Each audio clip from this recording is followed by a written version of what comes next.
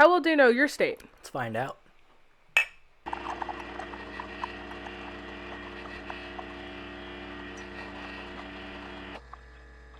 Warning. This content contains mental illness, suicide, forced abortion, graphic language, a brief mention of attempted murder of a child. Viewer discretion is advised. The story is called Tragedy on Sanatoga Road. Really? Yes. Like,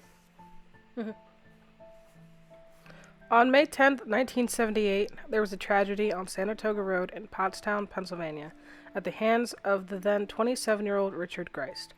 Not much is known about Greist, but what I could find is that he was an aide at Penhurst Asylum. wow. On that fateful day, Greist's younger brother, Joseph Greist, who had also lived on the property, had come home to find that Richard had savagely attacked his wife, Janice Greist, who was also 7 months pregnant at the time. He attacked her with a screwdriver, stabbing her multiple times, cut open her womb, pulling the unborn baby out, and mutilated it. Richard's daughter and grandmother were also slashed with a butcher's knife in the attack.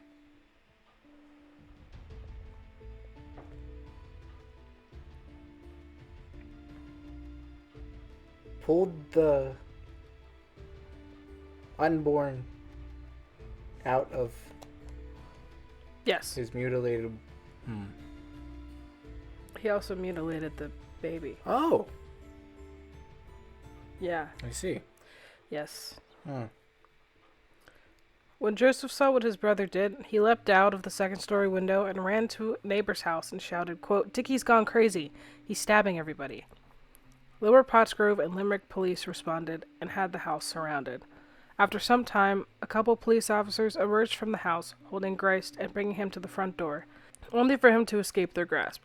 Freelance photojournalist Tom Kelly III would capture the now infamous picture of Greist trying to escape the police, and will win the Pulitzer Prize for it.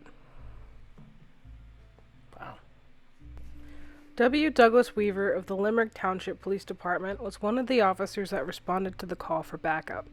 He witnessed the front door opening and saw a young female standing in the doorway, covered in blood. When he picked her up to bring her to the EMTs that were there, she said to him, quote, "Daddy, don't hurt me," and that was the last time he had heard of her.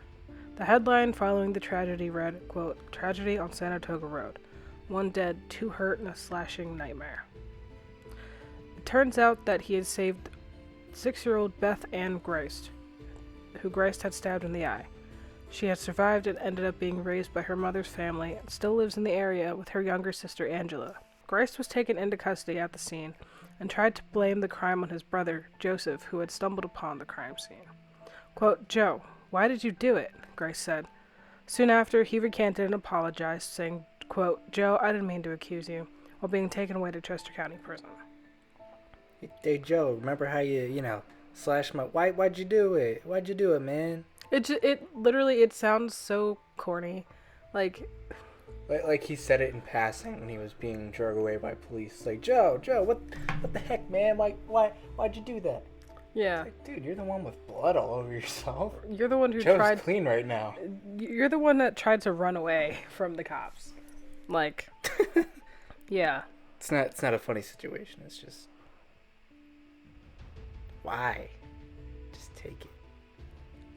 And the grandmother that I said was slashed, she was stabbed in the throat and the chest, but she survived. Yeah, and he stabbed his 6-year-old daughter in the eye. This newspaper clipping says, Greist, who was first taken to Chester County Hospital for observation, was arraigned and ordered held without bail on 1 count of criminal homicide, 2 counts of attempted homicide, 2 counts of aggravated assault, 1 count of recklessly endangering another person, and 1 count of possession of instruments in a crime, which I've never heard of before. He did it, but conveniently he has the murder weapon. Well, I've just never heard of that Phrasing. that charge before. The instruments in a crime. That sounds like caveman speak. It Yeah, it really, like, usually you said the possession of a weapon, but I guess because the things that he used weren't fully weapons. Like, I think he stabbed somebody with a screwdriver. That's what I said. I guess that's not technically a weapon. So that would make sense. But I've just never heard of that phrasing before. It's really weird. Yeah. Trial started in 1980. Richard was represented by a local attorney, Thomas Gavin, outside counsel, Robert Schmolker, and the prosecution was led by Assistant District Attorney James McElvery II. Grice's mental state was evaluated by 4 different mental health experts.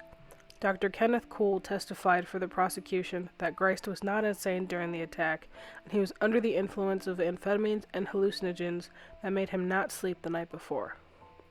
However, there were 2 psychiatrists and a noted psychologist for the defense that argued that he was legally insane. In July 1980, the judge agreed. It was said that he was suffering from paranoid schizophrenia and, quote, acting under a defect of reason and did not know the nature of and quality of the act he was doing. How'd the turntables turn? Yeah. So he works at a psychiatric facility and ends up in a psychiatric facility himself? Yeah, needing to be in one. Yeah. Grice had stabbed his wife with a screwdriver and had forcibly taken her unborn child out of her. He had come to believe that he was God and Jesus Christ, and that all women were controlled by the devil. And since he was God and Jesus Christ, he thought that it was his mission to destroy women. His wife made him soup that day that he thought was poisoned, so he killed her and her unborn baby. That was his motive. Seems logical to me. Yeah, right? Checks out. 100%. How does somebody think of that? How does that become someone's thought in their mind? Like, it's messed up that, he hurt his daughter and his wife to begin with, but your most fragile, and I assume this kid was wanted between him and his wife. Yeah. I'm just assuming. How can you just do that? Yeah. Like, tear somebody open and get mutilated. Yeah. Too.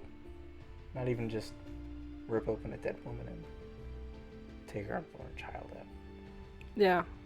I mean, it takes a lot to just kind of go on with your life after you do that. Like, he got caught by the police but tried to escape. Like, he knew what he did was wrong. Right. And that's usually the thing of that how breaks you the plead. insane. Yeah. Exactly. Like, did they know what they were doing, or did they not know what they were doing? And because he tried to escape police, then that makes me think that he knew what he was doing. Yeah. But it's such a crazy, gross thing that I don't want to believe that somebody would actually do that. Like, seriously. But being a lover of true crime has made that break in my mind. People just do things. Oh, yeah. For fun. Oh, yeah. I hate people. Because they can. Yep. Which sucks. But, yeah, like, that's... just... Like we said, and like we talked about, it's like... The insanity plea is usually... Nope, my mind was made up. This is the right thing that I did. Because they're crazy. And they think that's right. Or what right. they did. Yeah. But if you flee... Maybe he still thought he was right. And he's like, they have no right to hold me. I'm Jesus Christ. You have no right to hold me. I'm leaving. But then he also admitted to it. So why would you leave and admit to it? And also try to blame it on his brother. And blame it on your brother. Therefore, he knew. You're right. He knew what he was doing. Yeah. Like so he shouldn't have been found, Yeah. insane. I mean, it's different because I'm not a psychiatrist, obviously. I'm not a lawyer. But they did diagnose him with paranoid schizophrenia. So I mean, maybe they did find something that they just didn't put in any of the court documents or anything else. But that's weird. I mean, honestly, it was up to the judge, and he found him. No jury? No. It's up to the judge to accept the insanity plea or not. So he could have not, and it probably just would have went to trial like normal, probably with the jury, because then he wouldn't take his plea, so they'd have to do something else. That's weird. Yeah. Judge Pitt had found him not guilty by reason of insanity and gave this statement. Quote, "The defendant at the time of causing his wife's death was a raving, climatic, and a madman." With this decision, Pitt had ordered Grice to be freed from any incarceration at the Chester County Prison, and added, quote, "If Grice does need help, he will be sent to a psychiatric hospital." In June 1981, Grice was transferred to Norristown State Hospital. Pennsylvania has the Mental Health Procedures Act, which means those who are involuntarily committed to a psychiatric hospital must be evaluated every 12 months to see if they are still a danger to themselves or others and still suffers from a severe mental illness. If a court finds that any of the above is true, then they are committed for another 12 months. Wait, wouldn't... Okay, if you don't know the geography of Pennsylvania and stuff, whatever.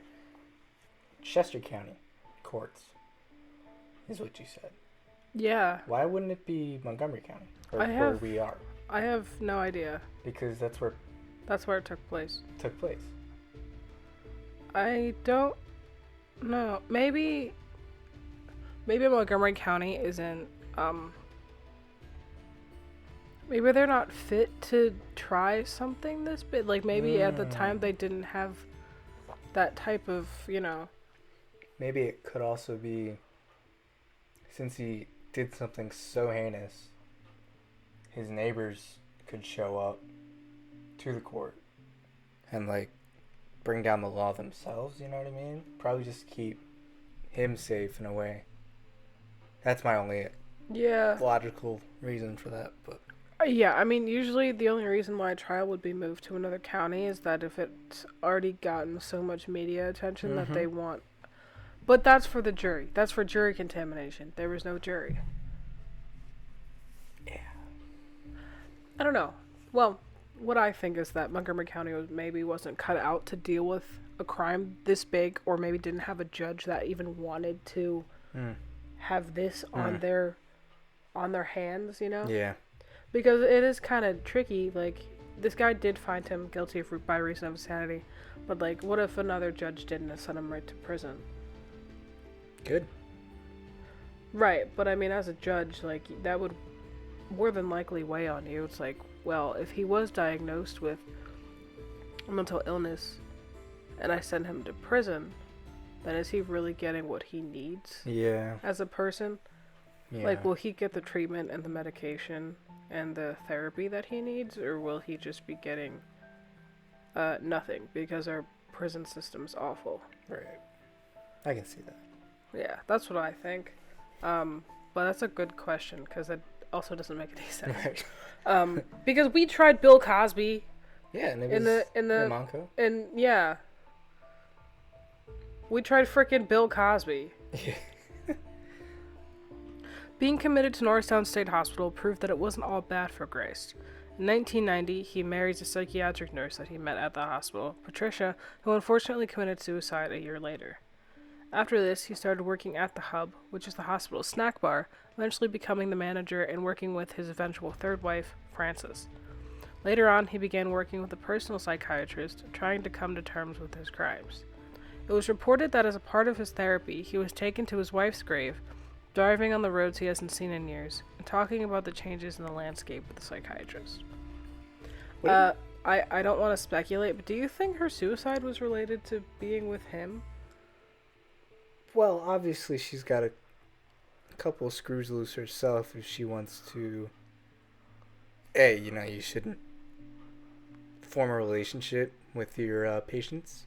That's illegal. Especially in psychiatric work where there's criminally insane people there. Even at a... I mean, this is a...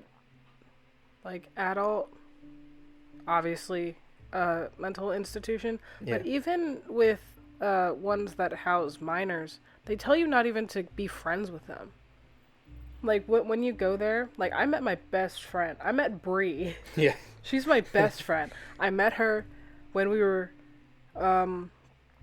in outpatient therapy through one of our mental health institutions here in Pennsylvania. No, not Norristown. But even if you're inpatient, if you're outpatient, they say don't ever keep in contact with anybody that you meet here. Right, because the first lady was tied to the facility, and the second lady was probably... I don't know if it's a co-ed hospital or not. I assume that it probably is because they mix genders with that stuff. They mix conditions, and I don't personally think that's a good idea. Yeah, they do that too. But yeah, so maybe Francis was another patient. Yeah, that's what I'm thinking. Because they worked together in the snack. Yeah, but Patricia.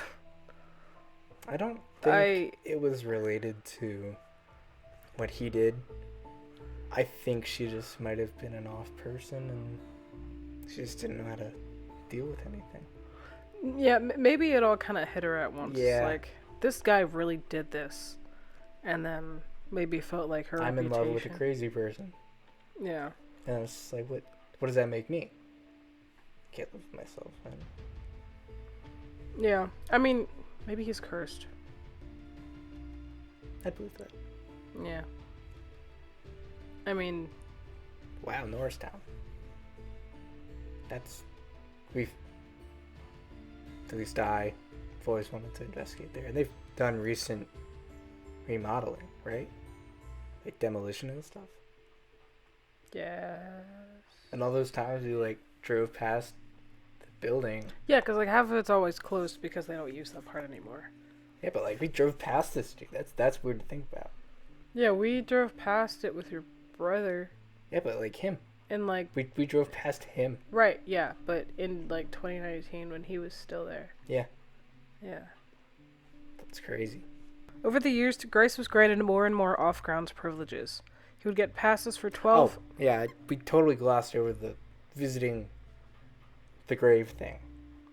Wouldn't that make him regress in his treatment? I mean, yeah, it's kind of a brick wall to the face. Yeah, this is what I did. Maybe it's time to turn over a new leaf.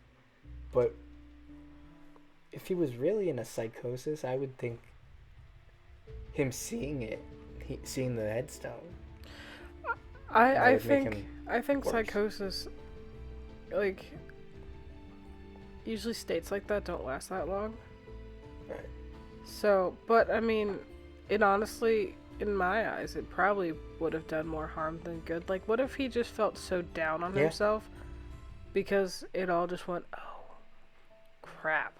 Oh yeah, I did that.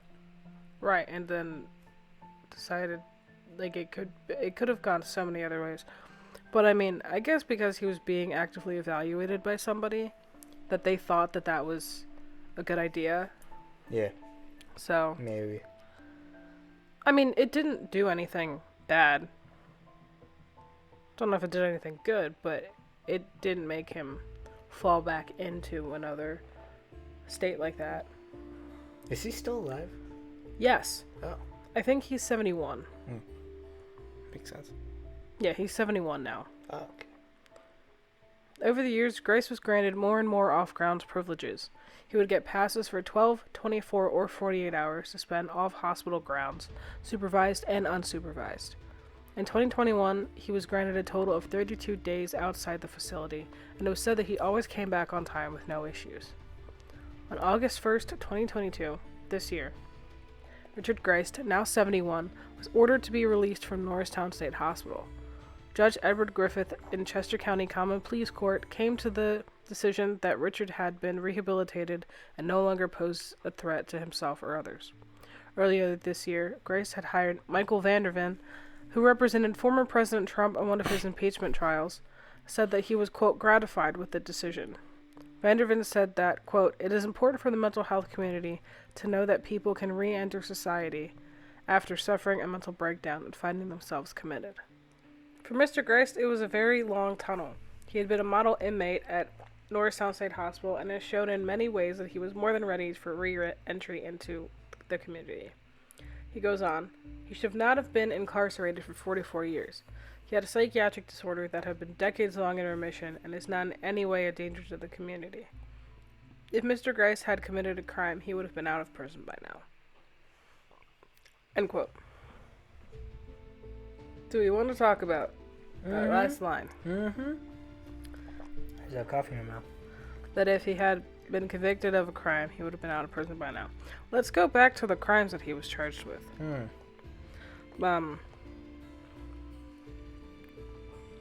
Again, I'm not a lawyer, but 1 count of criminal homicide, 2 counts of attempted homicide, 2 counts of aggravated assault, 1 count of recklessly endangering another person, and 1 count of possession of an instrument of crime. that's 7 charges. So 1 count was because of his wife. And then the other 2 were the daughter and the grandmother. The aggravated assault would have been the daughter and the grandmother. The recklessly endangering another person, I don't know, because there's only 1 count. And then possession of instruments in a crime, which is understandable because of what he used. But here's the thing. They didn't count the fetus in what they charged him with. They only did 1 count of criminal homicide. Technically, there were 2 deaths. So I found another article about it. Hit me.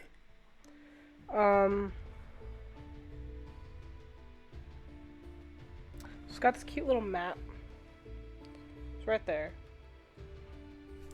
Oh, right there. Yes. But this says the state police did not know what touched off the violence. Richard Grice and his wife worked as aides at Penhurst. Oh, both of them. Which a federal judge citing what he called violations of patients' civil rights had ordered to be closed. There was some speculation that Grice had been upset about the possibility of losing his job, but the state is appealing the federal order, which in any case stipulated that employees be provided with other jobs. So he worked there while they were actively trying to shut down Penhurst. Oh, wow. Tuesday, August 2nd, Richard Grice walked off the hospital without restrictions and now lives in a modest house with his wife, Frances, just a few blocks away from the hospital grounds in Montgomery County. So he still lives in Norristown? Yeah.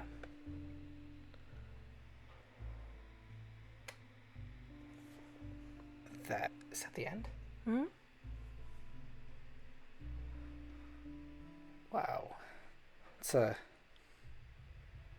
lot to unpack. I'm half glad we were talking during it because I would have forgotten. That's how much you kind of hit me with.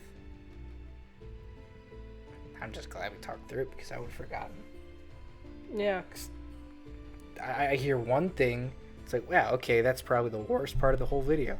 And you hit me with another thing. Okay, that's got to be it. And it just keeps stacking up. That's a lot. Thanks for watching. I hope you enjoyed this story as We did not. Yes.